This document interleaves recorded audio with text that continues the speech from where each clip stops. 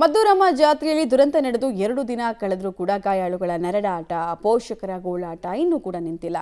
ದೇವರ ದರ್ಶನ ಮಾಡೋಕೆ ಹೋಗಿದ್ದ ತಮ್ಮವರು ದಯನೀಯವಾಗಿ ಆಸ್ಪತ್ರೆಯಲ್ಲಿ ಸಾವು ಬದುಕಿನ ಮಧ್ಯೆ ಹೋರಾಟವನ್ನು ನಡೆಸ್ತಾ ಇದ್ದಾರೆ. ತಾಲೂಕು ಆಡಳಿತ, ದೇವಾಲಯ ಆಡಳಿತ ಮಂಡಳಿ ಹಾಗೂ ಸ್ಥಳೀಯ ಜನಪ್ರತಿನಿಧಿಗಳು ಈತ ಕಡೆ ತಿರುಗಿ ನೋಡಿಲ್ಲ ಅಂತ ಆಕ್ರೋಶ ಮುಂದುವರೆದಿದೆ. ಡೀಟೇಲ್ಸ್ ನೋಡ್ಕೊಂಡು ಬರೋಣ ಬನ್ನಿ.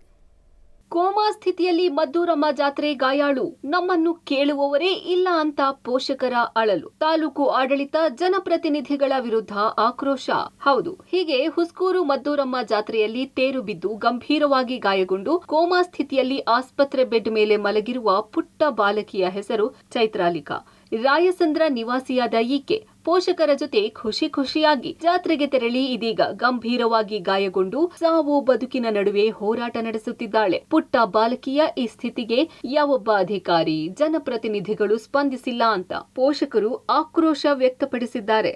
ಇನ್ನು ತಮ್ಮದಲ್ಲದ ತಪ್ಪಿಗೆ ಪುಟ್ಟ ಕಂದಮ್ಮ ಚಿರನಿದ್ರೆಗೆ ಜಾರುವ ಹಂತದಲ್ಲಿದ್ದಾಳೆ. ಆಟೋ ಓಡಿಸಿ ಜೀವನ ನಡೆಸುವ ತಂದೆ, ಕೂಲಿ ಮಾಡಿ ಜೀವನ ಸಾಗಿಸುವ ತಾಯಿ, ಲಕ್ಷ ಮಗಳ ಚಿಕಿತ್ಸೆಗೆ ಖರ್ಚು ಭರಿಸಲಾಗದೆ ಕಂಡವರ ಕಾಲು ಹಿಡಿಯಬೇಕಾದ ಪರಿಸ್ಥಿತಿ ನಿರ್ಮಾಣವಾಗಿದೆ. ಯಾವತ್ತು ಹೋಗ್ದಿರೋ ಮಗು ಜಾತ್ರೆಗೆ ಹೋಗಿದೆ ಸರ್. ಟೋಟಲಿ 5 ಮೆಂಬರ್ಸ್ ಅವ್ರ ಫ್ಯಾಮಿಲಿಯಲ್ಲಿ ಇದ್ದಾರೆ. ಅವರು ಆಟೋ ಡ್ರೈವರ್. ಅವರು ಹೇಳ್ಕೊಬೇಕು ಅಂದ್ರೆ ದಿನದ ಖರ್ಚಿಗೆ ಮಟ್ಟ ಅವ್ರ ಫ್ಯಾಮಿಲಿ ನಡೆಸುವಂತ ಸಂದರ್ಭ ಮಾತ್ರ ಇರುವಂತ ಪರಿಸ್ಥಿತಿ ಇವಾಗ. ಅವ್ರ ಡಾಕ್ಟರ್ ಹೇಳೋ ಪ್ರಕಾರ 6 ತಿಂಗಳಾಗಬಹುದು, 1 ವರ್ಷ ಆಗ್ಬಹುದು, ಪ್ರಜ್ಞೆ ಬರೋದು ಗೊತ್ತಿಲ್ಲ ಅಂತ ಹೇಳ್ತಾ ಇದ್ದಾರೆ. ಕೈನು 3 ಮೂಳೆ ಕಟ್ಟಾಗಿದೆ. 4 ರಿಂದ 5 ಲಕ್ಷ ಖರ್ಚಾಗುತ್ತೆ ಅಂತ ಹೇಳ್ತಾ ಇದ್ದಾರೆ. ಒಂದು ದಿನದ ಚಾರ್ಜಸ್ 1 ಲಕ್ಷ ಆಗಿದೆ ಇಲ್ಲಿ ತನಕ ಸರ್. ಯಾರು ರೆಸ್ಪಾನ್ಸಿಬಲ್, ಗೌರ್ಮೆಂಟ್ ತಗೊಂತಾರ ಇಲ್ಲ ಸಮಿತಿಯವ್ರು ತಗೊಂತಾರ ಇಲ್ಲ ಗ್ರಾಮಸ್ಥರು ತಗೊಂತಾರ ನಮ್ಗೆ ಗೊತ್ತಿಲ್ಲ ಸರ್. ಯಾರು ಕಟ್ಟಕ್ಕೆ ಹೇಳಿದ್ರು ಇನ್ನೂ ರೆಡಿ ಕಟ್ಟಿ ಅಂತ ಯಾರು ಹೇಳಿದ್ರು ಸರ್. ನಮ್ ಡಿಮ್ಯಾಂಡ್ ಏನಿಲ್ಲ ಸರ್. ಹಾಸ್ಪಿಟಲ್ ಏನ್ ಖರ್ಚಿದೆ ನೋಡ್ಕೊಳ್ಳಿ, ನಮಗೂ ವಾಪಸ್ ತರಿಸ್ಕೊಳ್ಳಿ ಅಷ್ಟೇ ನಮ್ ಡಿಮ್ಯಾಂಡ್.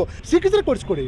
ಇನ್ನು ತೇರು ಆಕಸ್ಮಿಕವಾಗಿ ಉರುಳಿ ಬಿದ್ದಿದ್ದು ಸರ್ಕಾರ ಮತ್ತು ದೇವಾಲಯ ಅಭಿವೃದ್ಧಿ ಸಮಿತಿಯಿಂದ ಯಾವುದೇ ಪರಿಹಾರ ನೀಡಲು ಅವಕಾಶ ಇಲ್ಲ. ಜಿಲ್ಲಾಧಿಕಾರಿಗಳಿಗೆ ಪರಿಹಾರಕ್ಕೆ ಮನವಿ ಮಾಡಿದ್ದು, ಒಂದು ವೇಳೆ ಸರ್ಕಾರ ನೀಡಿದರೆ ಮಾತ್ರ ಪರಿಹಾರ ನೀಡೋದಾಗಿ ಆನೇಕಲ್ ತಹಶೀಲ್ದಾರ್ ಶಶಿಧರ್ ಹೇಳಿದ್ದಾರೆ. ಈತ ಪ್ರಾರಂಭದಲ್ಲಿ ಮದ್ದೂರಮ್ಮ ದೇವಾಲಯ ಸಮಿತಿ ಅಧ್ಯಕ್ಷ, ಸಮಿತಿ ವತಿಯಿಂದ ಚಿಕಿತ್ಸಾ ವೆಚ್ಚ ಭರಿಸುವುದಾಗಿ ಭರವಸೆ ನೀಡಿ ಈಗ ಅಭಿವೃದ್ಧಿ ಸಮಿತಿಯಿಂದ ಚಿಕಿತ್ಸೆಗೆ ಪರಿಹಾರ ನೀಡೋಕೆ ಅವಕಾಶ ಇಲ್ಲ ಎಂದು ಉಲ್ಟಾ ಹೊಡೆದಿದ್ದು, ವೈಯಕ್ತಿಕವಾಗಿ 50,000 ನೆರವು ನೀಡುವುದಾಗಿ ತಿಳಿಸಿದ್ದಾರೆ.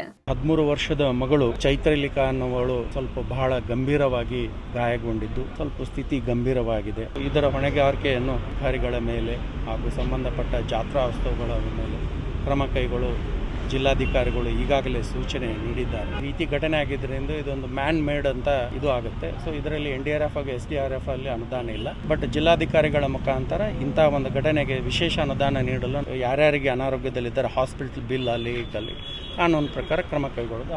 ಕಾನೂನು ವ್ಯಾಪ್ತಿಯಲ್ಲಿ ನೋಡಕ್ ಹೋದಾಗ ಯಾವುದು ಕೂಡ ಆಗೋದಿಲ್ಲ. ನಮ್ಮ ಕೈ ಏನು ಸಾಧ್ಯ ಆಗ್ತದೆ ಸಮಿತಿ ಕಡೆಯಿಂದ ವೈಯಕ್ತಿಕವಾಗಿ ನಾನು ಅವ್ರಿಗೆ ಅವ್ರ ಜೊತೆಯಲ್ಲಿ ಅನ್ನೋದು ನಮ್ಮ ಜವಾಬ್ದಾರಿ. ಟ್ರೀಟ್ಮೆಂಟ್ ಆದ್ರೂ ನಾವು ಸಹಾಯ ಮಾಡಬೇಕಲ್ವಾ. ನಾನು ಕೂಡ ಅವ್ರಿಗೆ 50,000 ರೂಪಾಯಿ ಕೊಡೋದಕ್ಕೆ ನಾನು ಇದು ಮಾಡ್ತಾ ಇದ್ದೀನಿ. ಆದರೆ ತನ್ನ ಕ್ಷೇತ್ರ ಅಲ್ಲದಿದ್ದರೂ ಮಾನವೀಯತೆ ದೃಷ್ಟಿಯಿಂದ ಬೆಂಗಳೂರು ದಕ್ಷಿಣ ವಿಧಾನಸಭಾ ಕ್ಷೇತ್ರದ ಶಾಸಕ ಎಂ ಕೃಷ್ಣಪ್ಪ ಬಾಲಕಿ ನೆರವಿಗೆ ಧಾವಿಸಿದ್ದಾರೆ. ಖಾಸಗಿ ಆಸ್ಪತ್ರೆಯಲ್ಲಿ ಚಿಕಿತ್ಸೆಗೆ ವ್ಯವಸ್ಥೆ ಕಲ್ಪಿಸಿದ್ದು ಚಿಕಿತ್ಸಾ ವೆಚ್ಚವನ್ನ ಭರಿಸುವುದಾಗಿ ಭರವಸೆ ಕೊಟ್ಟಿದ್ದಾರೆ. ಈತ ಸ್ಥಳೀಯ ಶಾಸಕ ಬಿ ಶಿವಣ್ಣ ಮತ್ತು ಸಂಸದ ಡಾ ಮಂಜುನಾಥ್ ಕಷ್ಟಕ್ಕೆ ಸ್ಪಂದಿಸದೇ ಇರುವುದು ಪೋಷಕರ ಆಕ್ರೋಶಕ್ಕೆ ಕಾರಣವಾಗಿದೆ.